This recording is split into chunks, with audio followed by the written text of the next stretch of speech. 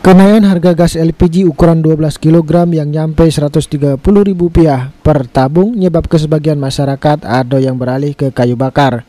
Akibatnya penjualan kayu bakar meningkat nyampe 20%.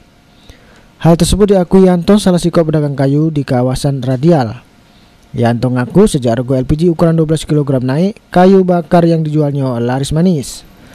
Sebelum adanya kenaikan gas LPG, seharinya cuma pacak nyual 200 batang kayu. Tapi sesudah gas LPG naik, seharinya pacak nyual 400, terutama kalau ada wong yang nak pesta kawinan. Beli kayu bakar. Mungkin juga, ini kan baru pagi ini kan. Mungkin ada juga nih. Prediksi kita bakal naik berapa persen ya? Prediksi mungkin pacak 20%-an. 20%. Jadi karena kan tabungnya kan mahalnya, naiknya kan dikasih.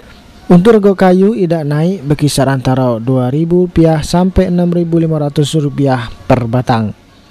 Yanto ngaku ngambil kayu bakar ini dari Prabu Muli, terutama untuk kayu melawai. Kalau pas musim hujan ini stok kayu biasanya berkurang. Untuk ngakalinya harus nyedia ke stok yang banyak.